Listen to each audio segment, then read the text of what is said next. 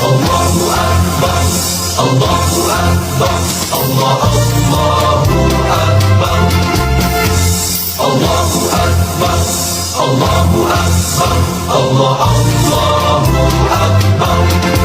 Salam ilahi menuntut kesatuan, maju serta membela kebenaran untuk negara, bangsa dan kemakmuran. Allah tegakkan, Allah tegakkan. Assalamualaikum warahmatullahi wabarakatuh.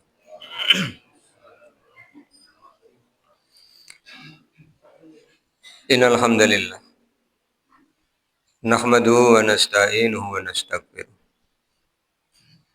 wa na'udzu billahi min shururi anfusina wa min sayyiati a'malina may yahdihillahu fala mudhillalah wa may yudlil fala hadiyalah. Asyhadu an la ilaha illallah wahdahu la syarika lahu wa anna Muhammadan abduhu wa rasuluh. Allahumma shalli ala Muhammad wa ala ali Muhammad kama shallaita ala Ibrahim wa ala ali Ibrahim wa barik ala Muhammad wa ala ali Muhammad kama barakta ala Ibrahim wa ala ali Ibrahim innaka Hamidum Majid. Bapak dan Ibu yang mudah-mudahan dirahmati oleh Allah. Syukur alhamdulillah balas dan biasa kita panjatkan kehadirat Allah Subhanahu wa taala atas seluruh limpahan nikmat yang telah Allah berikan pada kita. Salawat, salam, dan keberkahan kita mohonkan kepada Allah agar senantiasa tercurah kepada Rasulullah Muhammad sallallahu alaihi wasallam dan keluarganya, sebagaimana Allah telah mencurahkan salawat, salam, dan keberkahan kepada Nabi Ibrahim alaihissalam dan keluarganya.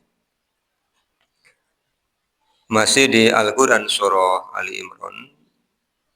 Pagi hari ini kita akan mulai kajian dari ayat ke-18 sampai dengan insya Allah nanti ayat ke-20. Bapak dan Ibu. Di ayat ke-18 dari Al-Quran Surah Ali Imran, Allah SWT telah berfirman, A'udzu billahi minasyaitonir rajim. Bismillahirrahmanirrahim. Syahidallahu annahu la ilaha illahu wal malaikatu wa ulul ilmi qa'iman bil qis. La ilaha illa huwal azizul hakim.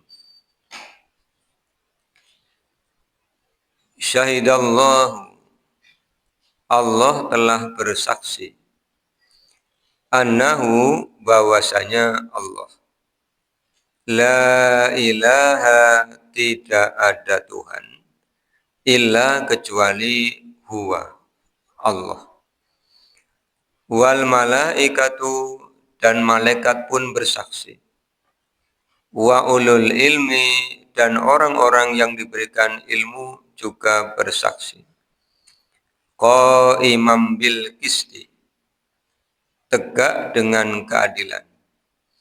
La ilaha, tidak ada Tuhan illa kecuali huwa, Allah, al-azizu, yang maha perkasa, al-hakimu, yang maha bijaksana. Bapak dan Ibu yang mudah-mudahan dirahmati oleh Allah. Di ayat ke-18 dari Al-Quran Surah Ali Imran, Allah SWT menyampaikan penegasan bahwa hanya Allah lah saja yang menjadi Tuhan, yang punya hak untuk disembah oleh seluruh makhluk di alam semesta ini. Kalau kita ingat kembali penjelasan Al-Quran Surah Al-Baqarah ayat 21. Ketika Allah SWT memanggil kita manusia. Ya ayuhan nasu u'budu rabbakumul ladzi khalaqakum walladzina min qablikum la'allakum tattaqun. Wahai manusia, sembahlah Tuhanmu Allah Subhanahu wa taala yang telah menciptakan.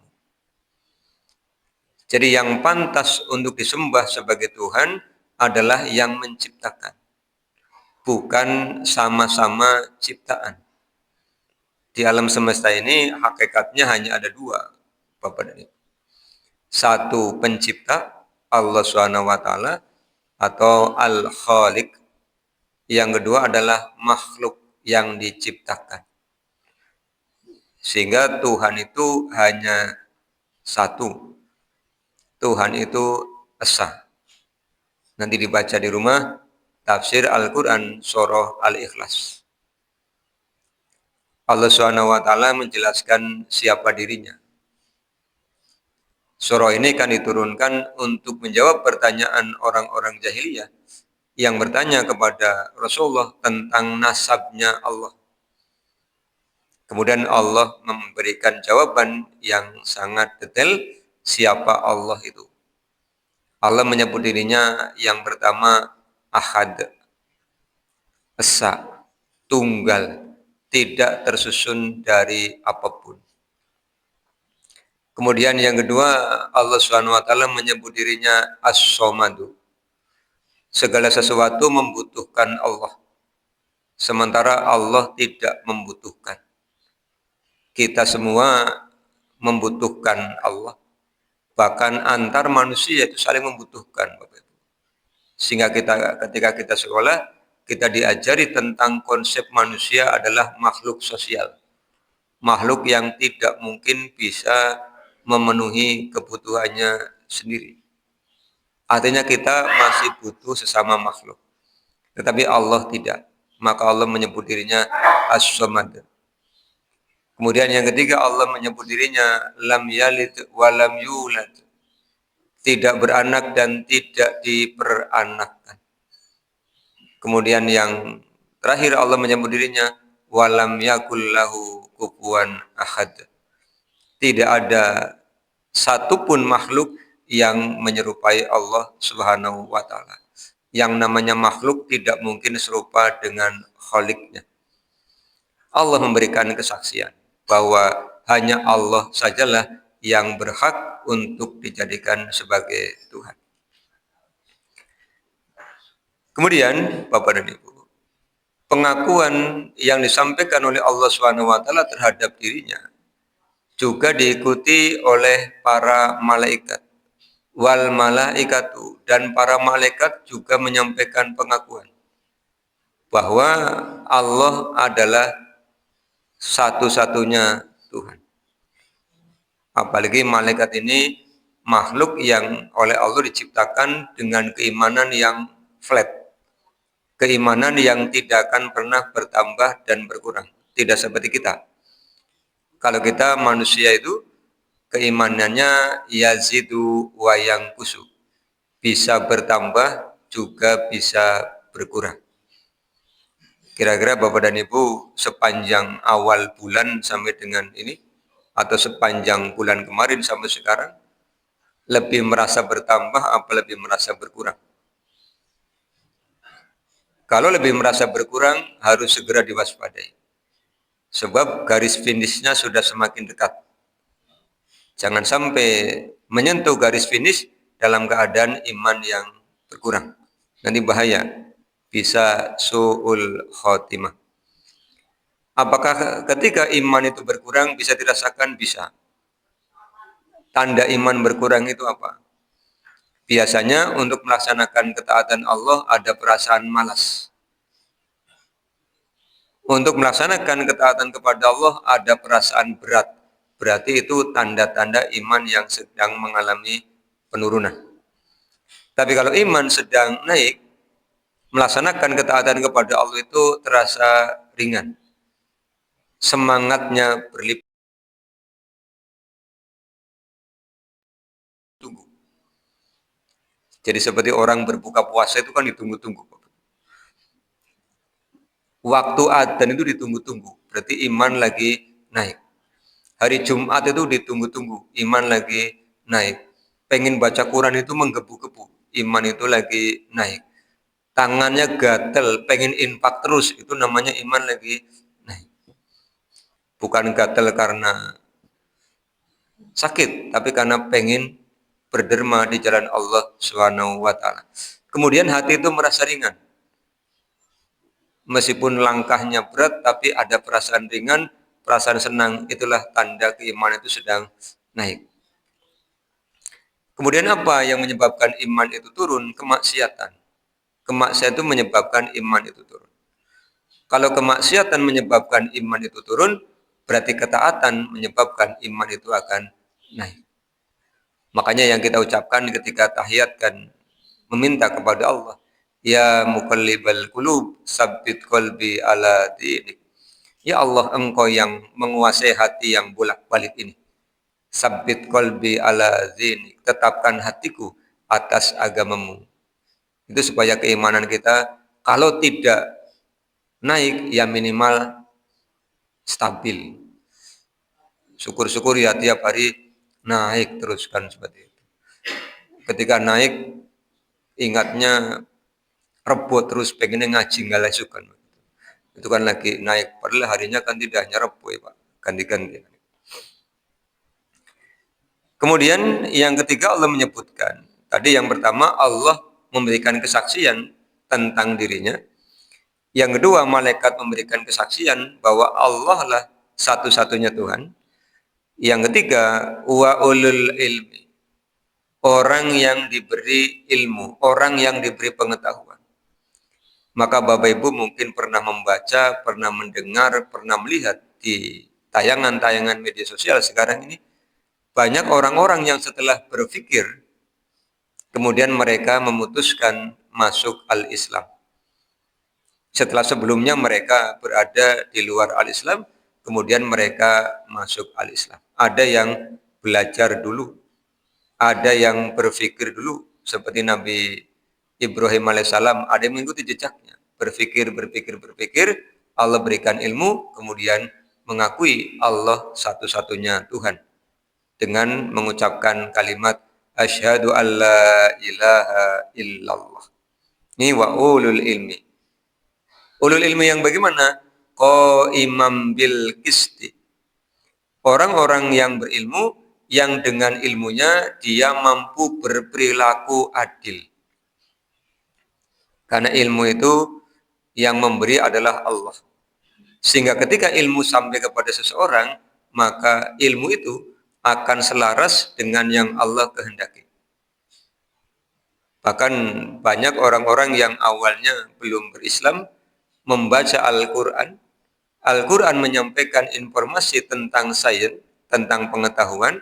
Kemudian orang-orang itu melakukan pembuktian dan terbukti, kemudian mereka masuk Islam. Dan hampir ayat-ayat yang membicarakan tentang ilmu pengetahuan hampir semuanya terbukti, Bapak. Contoh di Al-Quran surah Yasin misalnya. Ketika Allah menyampaikan wasamsu tajri li mustaqarril laha. Perhatikanlah matahari yang beredar pada garis porosnya. Diamati. Kemudian kita mengenal ada teori rotasi. Betul rotasi Bapak Ibu ya? Iya, jadi bergerak pada garis porosnya. Itu Allah sudah menceritakan 15 abad yang lalu. Al-Quran berbicara tentang fase perkembangan janin dalam kandungan. Di Al-Quran surah Al-Hajj misalnya ayat 5. Kemudian orang melakukan penelitian, Allah beritahukan fase-fasenya. Begitu tahu, kemudian dia berislam. Allah cerita yang namanya dua lautan itu tidak pernah menyatu. Marojal bahroini yaltaqiyani bainahuma barzahul la yabghiyan. Tidak pernah bersatu lautan itu. Senantiasa ada dinding pemisahnya. Orang kemudian melakukan pengamatan, oh ya benar. Ini mengantarkan orang-orang yang berilmu dan dia qaimam bil qis, adil dengan keilmuannya, menyebabkan dia masuk Islam. Maka kita yang sudah berislam sejak lahir, sudah beriman sejak lahir, bahkan sejak dalam kandungan, setiap ilmu itu datang pada kita, harapannya ilmu itu menjadi sebab iman itu meningkat. Jangan sampai ilmunya semakin bertambah, tapi imannya semakin berkurang. Ini namanya nanti perbandingan terbalik, bukan perbandingan searah. Ketika ilmunya naik, imannya naik. Jangan sampai ilmunya naik, malah imannya turun. Berarti malah terbalik. Kalau orang lain berilmu kemudian mau masuk Islam, kita berilmu meningkatkan keimanannya dengan semakin mentaati aturan al-Islam. Kemudian Allah Subhanahu wa taala menyebutkan dua al-asmaul husnanya. La ilaha illa huwa. Tidak ada Tuhan kecuali Allah, Al-Azizu, yang Maha Perkasa. Di Al-Quran Surah Al-Baqarah 255, atau kita lebih familiar menyebutnya dengan ayat kursi. Allah yang Maha Perkasa menyampaikan, wala ya'uduhu khiftuhuma.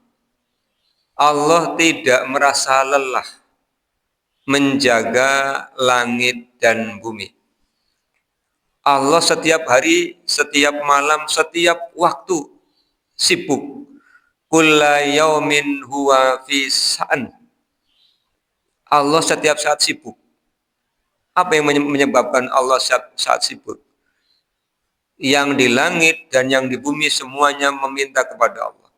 Yas'aluhu man fis samawati wa man fil ard. Kulla yaumin huwa fi sa'an. Surah apa Bapak Ibu? Ar-Rahman. Yang di langit meminta, yang di bumi meminta, maka Allah sibuk. Tetapi meskipun Allah menyebut dirinya sibuk, Allah menyampaikan wala ya'uduhu hiftuhuma. Allah tidak pernah lelah. Inilah Allah Al-Azizu. Jadi kalau ada yang masih lelah, jangan dijadikan sebagai Tuhan. Masa Tuhan lelah? Fir'aun itu kan memproklamirkan dirinya sebagai Tuhan, tapi dia masih lelah. Bahkan tidak hanya lelah, Fir'aun itu masih ngantuk, masih butuh tidur. Kalau masih butuh ngantuk, masih butuh tidur, masih butuh makan, berarti bukan Tuhan. Karena masih membutuhkan yang lain. Makhluk-makhluk Allah yang lain masih membutuhkan yang lain, mereka bukan Tuhan. Ini yang Nabi Ibrahim katakan di Al-Quran Surah Al-An'am mulai 75 sampai dengan 79. Ketika dia ngamati bintang, kemudian siang hari bintang itu tidak ada. Masa Tuhan kok tidak ada? Ganti ngamati bulan, siang hari juga tidak ada. Nabi Ibrahim tidak mau. Ngamati matahari, malam hari tidak ada. Nabi Ibrahim tidak mau. Akhirnya beliau mengucapkan apa? Inni wajjahtu wajhiya lilladzi fatara samawati wal ardu hanifa. Sesungguhnya aku hanya mau menghadapkan wajahku kepada zat yang menciptakan langit dan bumi. Inilah Allah Al-Azizu, Bapak dan Ibu. Kalau kita yakin Allah Al-Azizu, maka Bapak Ibu, satu, memintalah hanya kepada Allah. Al-Quran Surah Al-Baqarah 186. Jangan meminta kepada yang lain. Nanti kuciwa berat Bapak Ibu. Mintalah hanya kepada Allah.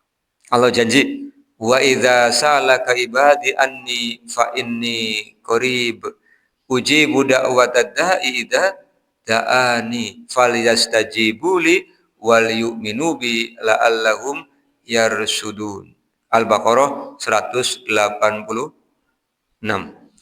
Yang kedua surah 40 ayat 60. Surah 40 apa? Al-Mu'min atau Ghafir ya. Barangkali nanti di Qurannya goleti gani Al-Mu'min langka. Berarti Ghafir. Ya, Al-Mu'min atau Ghafir ayat 60. Itu perintah untuk berdoa kepada Allah. Kemudian surah 7 ayat 55. Al-A'raf. Itu juga perintah berdoa kepada Allah. Karena Allah Maha Perkasa. Jangan bersandar kepada yang lemah. Bersandarlah kepada yang Maha Perkasa.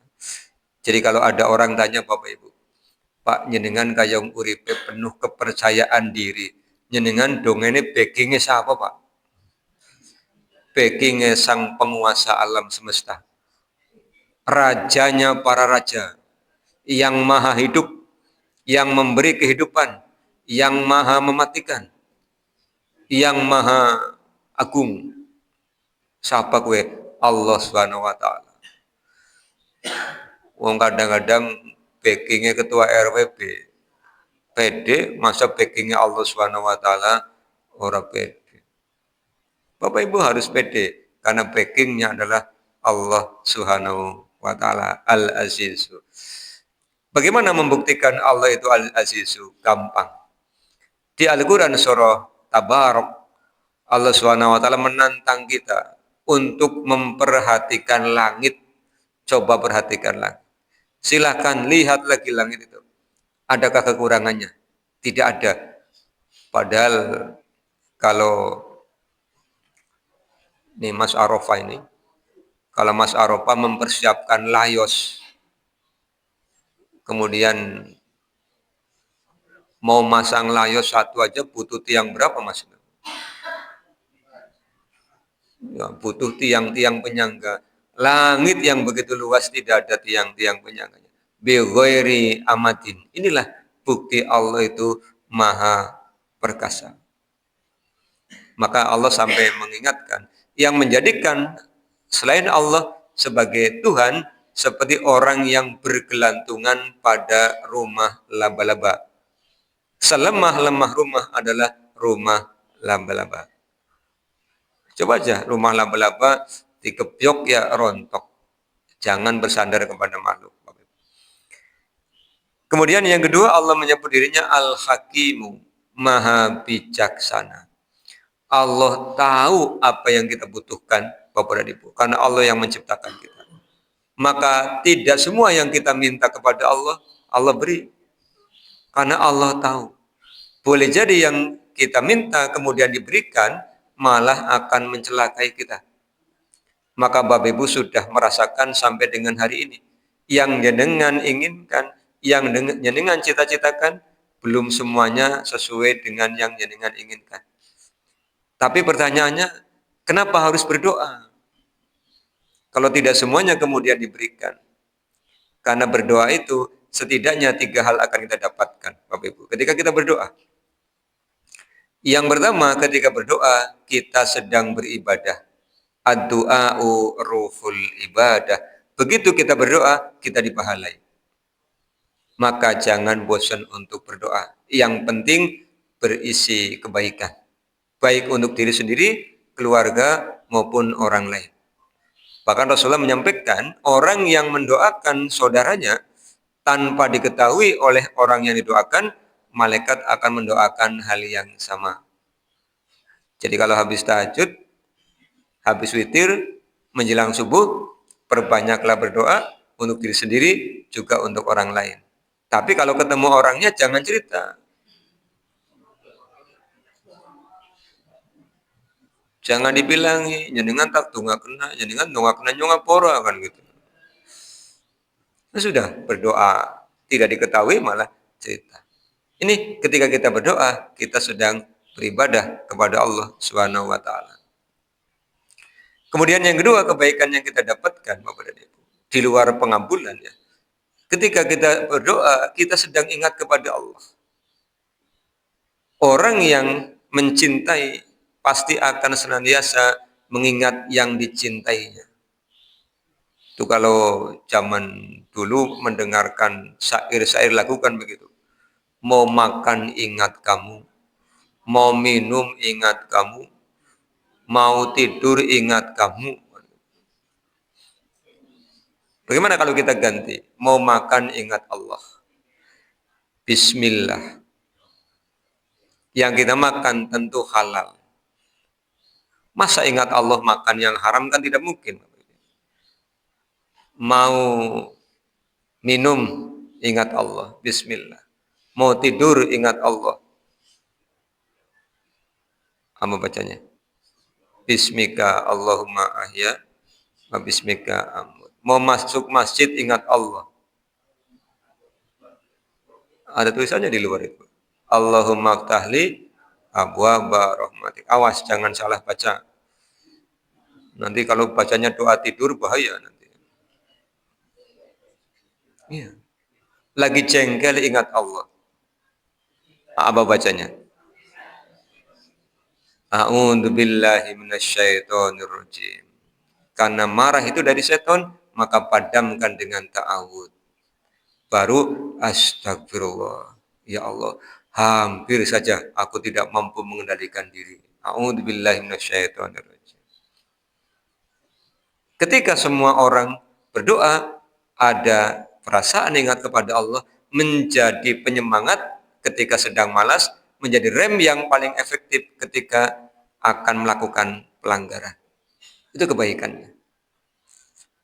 Kemudian yang ketiga, kebaikan dari orang yang senantiasa berdoa kepada Allah Subhanahu wa taala punya harapan. Al-Qur'an surah Al-Insyirah ayat 8 bunyinya apa? Hitung alam nasra laka sadrak. Ayat 8 bunyinya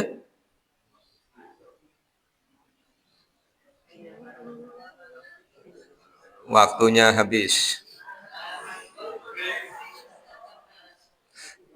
Ini kalau cerdas cermat waktunya habis. Wa ila rabbika farghab. Hanya kepada Tuhanmu lah hendaknya engkau berharap. Karena ternyata berharap kepada orang lain tadi kecewa, Bapak Ibu. Kan sering ada cerita aja pada maem pan prasmanan kan itu ya. Aja pada maem pan prasmanan, pan kondangan gitu ya. Dah jangan pada makan siang dulu, kita mau prasmanan. Ternyata sampai ke sana tidak ada. Ya, kan ada orang hajatan tradisinya tidak pakai prasmanan, pakainya berkatan. Begitu pulang naik mobil open cup pada gemuyuan. Pimen ke dipangan bae karo mlaku, ya ora apa-apa. Sacetingan kan gitu ya. Ada juga yang datang ke sana prasmanannya tidak ada. Kenapa? Salah dina. Donge Selasa ngarep, Selasa ki wis teka. Ya Allah. Saking semangatnya pengen kondangan. Ada yang datang ke sana udah bubar karena tempatnya di gedung pertemuan. Dikira kayak di kampung. Kalau di kampung hajatan sekarang kondangan besok masih ada, Pak. Oh, kalau di gedung pertemuan kan ada jamnya 10 sampai 14. Lah tekannya bar asar, wis nutup kabeh ya. Nah, itu kan jadi kecewa. Itu contoh berharap kepada manusia pasti kecewa. Jangankan prasmanan, ngarep-ngarep WA dijawab kecewa ke Bapak Ibu ya. Dilihat lagi centang 1 ireng. Dilihat lagi centang 2 ireng maning kan. Lihat lagi centang 2 biru, tapi orang balesin kan jengkel. Begitu ketemu ditanya, kan ini orang dibalas WA-nya. Akhirnya dengan WA, apora dongkol hatinya. Inilah berharap kepada manusia. Jadi berdoa itu mengajarkan kepada kita hanya berharap kepada Allah Subhanahu wa taala. Surah Al-Insyirah ayat 8. Bunyinya apa tadi?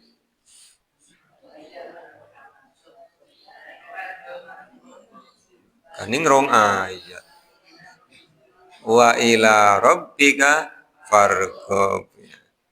Kalau faedah parokta pangsop itu, maka apabila selesai dari satu urusan, kerjakanlah dengan sungguh-sungguh urusan yang lain. Ayat 7 itu perintah untuk tidak menunda-nunda pekerjaan. Itu ayat 7. Kalau ayat 8-nya perintah berharap bersandar kepada Allah.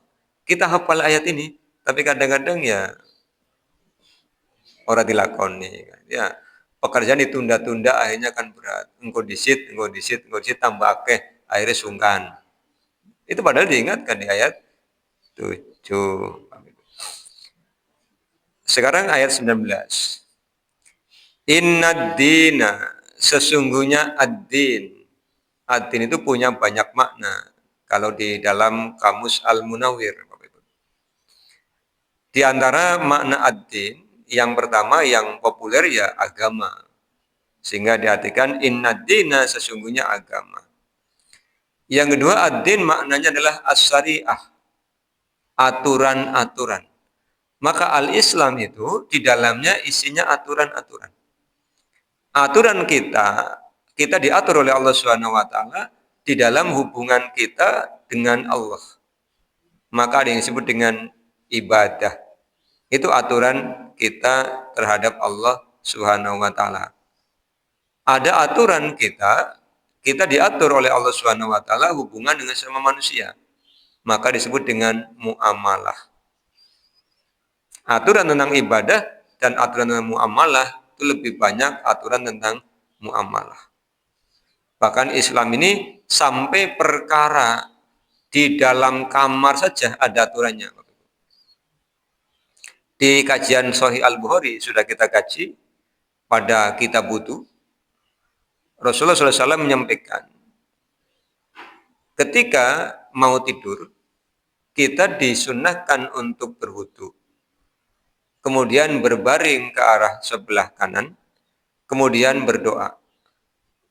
Allahumma aslamtu wajhi ilaika, wa fawwadtu amri ilaika, wa alja'tu dohri ilaika, rugbatan wa rohbatan ilaika, la malja'a wa la manja illa ilaika, amantu bi kitabikal ladzi anzalta, wa nabiyyikal ladzi arsalta. Itu aturan di dalam kamar. Rasulullah menjanjikan, siapa yang meninggal pada malam hari itu, maka dia akan meninggal dalam keadaan suci. Artinya, al-Islam itu mengajarkan tidur saja harus dipersiapkan. Jangan sampai tidur tidak sengaja. Aku tidak sengaja, Pak. Kok bisa tidak sengaja? Kok tidak sengaja itu maksudnya bagaimana? Awalnya leyeh-leyeh, Pak. Tapi ya lah bahas itu namanya tidak sengaja tidur. Awalnya nonton TV ini sing nonton. Itu kan namanya tidur tidak sengaja. Bapak dan Ibu. Atau anak-anak sekarang ya sambil berbaring sambil nonton HP, HP-nya taruh di atas. Begitu tidur kan HP-nya jatuhi kepalanya sendiri kan. Itu kan namanya tidak sengaja. Islam itu semuanya diatur. Masuk kamar mandi diatur. Kaki kiri dulu, sebelum masuk berdoa dulu. Ini al-Islam. Jadi ad-din maknanya adalah as-syariah, aturan-aturan. Kemudian ad-din maknanya adalah al-aqdun, perjanjian. Maka ketika orang sudah memproklamirkan dirinya sebagai muslim, dia terikat dengan perjanjian. Perjanjian apa? Perjanjian yang berisi aturan-aturan al-Islam. Maka hiduplah sebagaimana seorang muslim. Laki-laki suka dengan perempuan, ada aturannya. Yang pertama, ta'aruf. Kenalan dulu. Kenal dulu. Nah, ketika kenal, hanya boleh lihat wajah dan telapak tangan. Yang lain tidak boleh. Lihat wajahnya, oh ya, telapak tangannya, oh ya, sudah. Hanya itu yang boleh dilihat. Cocok, khitbah, ngelamar. Sudah, tentukan hari pernikahan. Harinya sampai, adakan akdun nikah. Selesai akdun nikah, adakan walimah. Walaupun hanya menyembelih 1 ekor kambing. Aulim walau bisyatin. Hemat, cermat, dan bersahaja, Bapak Ibu. Ini kayak Dasa Dharma ya. Dasa Dharma. Hemat, cermat, dan bersahaja. Coba dipraktekkan hemat, Pak. Iya. Khitbah yang bawalah oleh-oleh. Apa? Tergantung daerah. Kalau yang ngelamar orang Brebes, ngelamar orang Tegal ya bawaan dogasin karo bawang. Ya plus cincin kan. Iya Pak, masa kan sebagai tanda khitbahnya bahwa cincin ya. Kalau yang ngelamar dari daerah lain ya oleh-olehnya kayak gitu. Nanti nikah mas kawin sesuai kemampuan. Mampunya uang 500.000 ya 500.000. Mampunya uang 1 juta 1 juta. Habis itu adakan walimah. 1 ekor kambing paling berapa? 3-4 juta. Tapi ya masa hanya makan daging kambing ya ada temennya lah. Nasi kan. Masa nasi sama daging kambing dok? Ya ada temennya lagi. Ya. Kayaknya 10 juta Pak cukup ya. 10 juta cukup untuk walimah. Kita yang berat kan bukan syariatnya, tetapi tradisinya yang berat itu. Jadi kalau mau hemat bisa. Itu ad-din itu adalah al-aqdu, ya, perjanjian. Di situ ada akad yang dibuat. Ada agama, ada as-syariah, ada al-aqdu.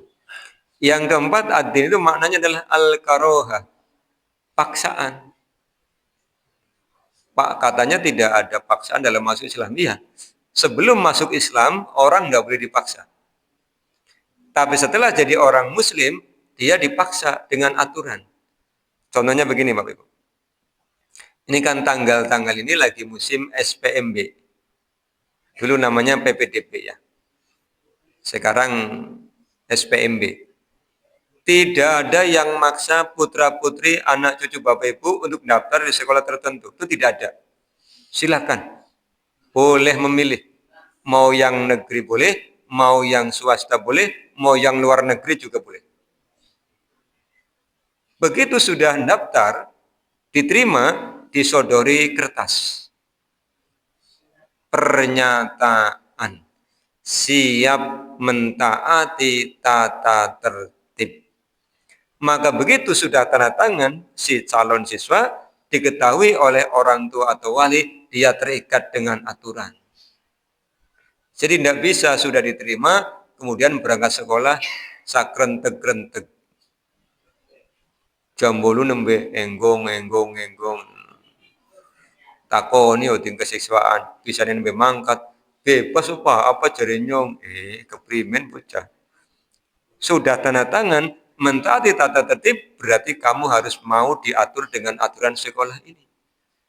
Tidak ada yang maksa untuk masuk Islam. Tapi begitu sudah jadi orang Muslim, terikat dengan aturan. Jadi kalau sudah jadi orang Muslim, tidak melaksanakan aturan, persis seperti siswa sekolah, daftarnya semangat, sekolahnya orang diam. Kira-kira munggah apa orang Bapak Ibu? Ya lamun munggah ya nilainya pas KKM. Kita kan inginnya berprestasi, inginnya mendapatkan surganya Allah SWT. Jadi orang Muslim harus seperti siswa yang rajin mentaati aturan. Waktunya jam 7 masuk ya masuk. Waktunya subuh bangun ya bangun. Waktunya asar lagi sibuk bagaimanapun, tinggalkan pekerjaan. Karena itu tata tertibnya.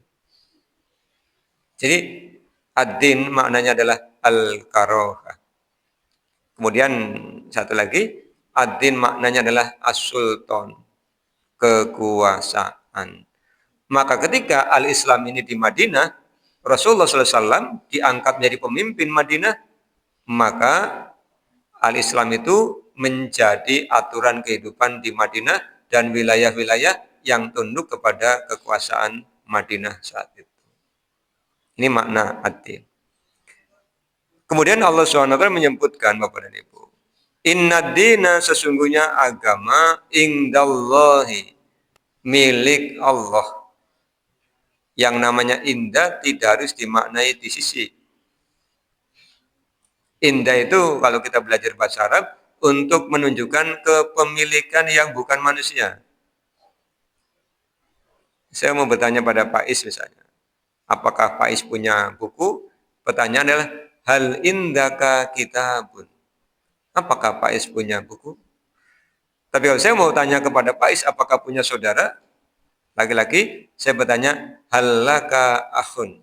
Apakah Anda punya saudara? Jadi karena ad-din ini kan bukan manusia, ad-din ini adalah aturan, maka indallahi milik Allah al-Islam adalah Islam.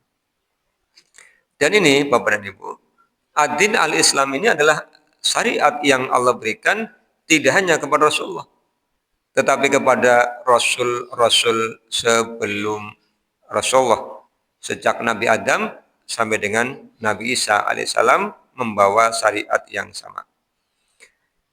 Kemudian di Al-Quran surah Al-Ma'idah ayat 3, Al-Ma'idah ayat 3, Allah Subhanahu wa taala menyampaikan pada ayat yang panjang ya, tentang pengharaman berbagai macam jenis makanan.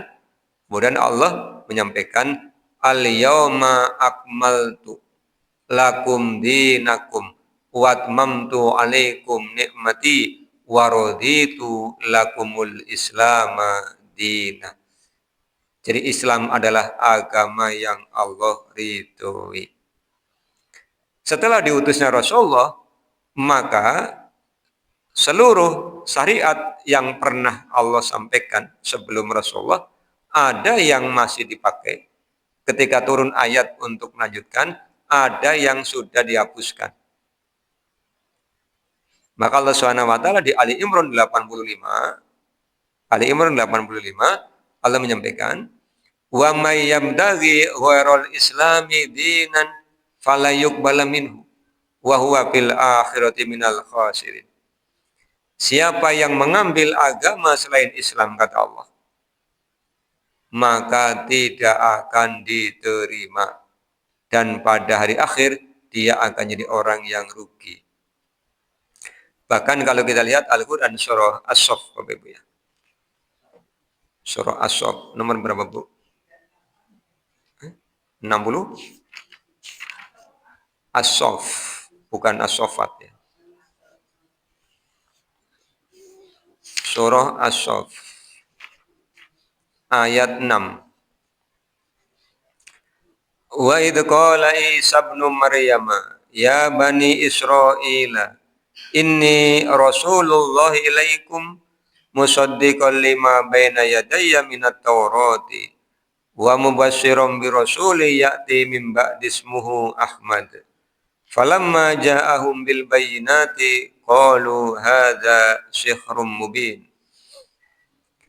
Ini Nabi Isa berpesan kepada Bani Israel bahwa Allah akan mengutus seorang nabi setelah Nabi Isa, namanya Ahmad.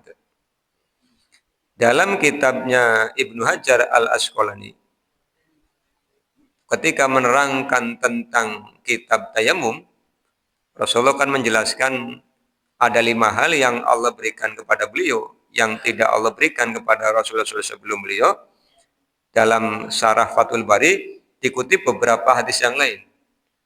Termasuk Rasulullah menyampaikan anugerah yang Allah berikan pada Rasul adalah Allah memberi nama untuk Rasul Ahmad. Jadi Ahmad itu nama lain dari Rasulullah. Ahmad Muhammad itu Nabi Isa bilang ada Rasul sesudahku namanya Ahmad. Diperintahkan kepada Bani Israil untuk mengimaninya. Dan Rasulullah menyampaikan seandainya Musa masih hidup, dia akan mengikutiku. Jadi kita sudah pada jalur yang benar, on the track. Sudah benar Bapak Ibu. Maka kata Allah, fala tamutunna illa wa antum muslimun. Jangan coba-coba mati kecuali dalam keadaan muslim, dalam keadaan beragama Islam.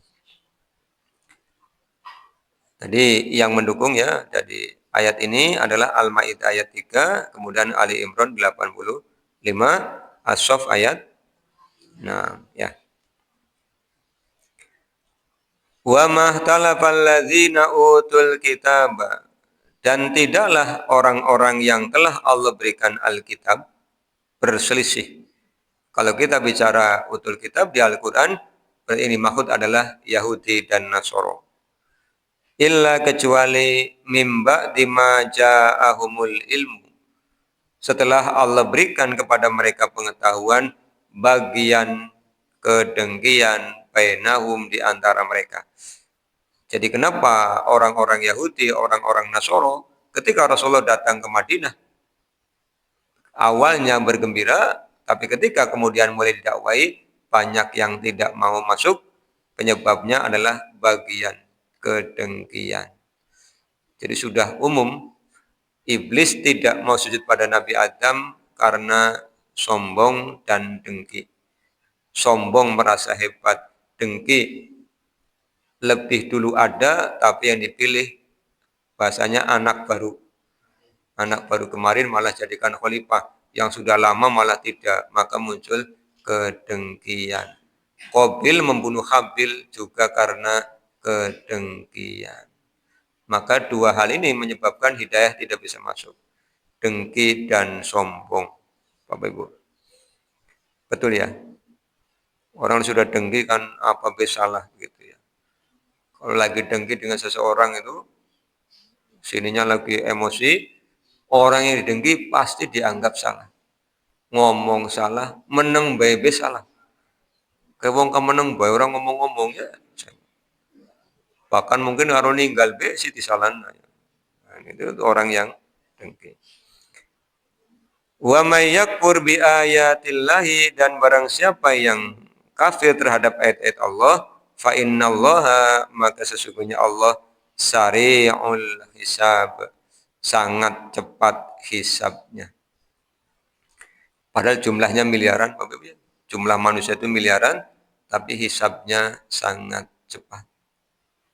Di surah Al-Insyiqaq ya, Allah SWT akan menyampaikan, kalau kita ingin dihisab dengan baik, dengan mudah, kita berharap mendapatkan catatan amal dari sebelah kanan.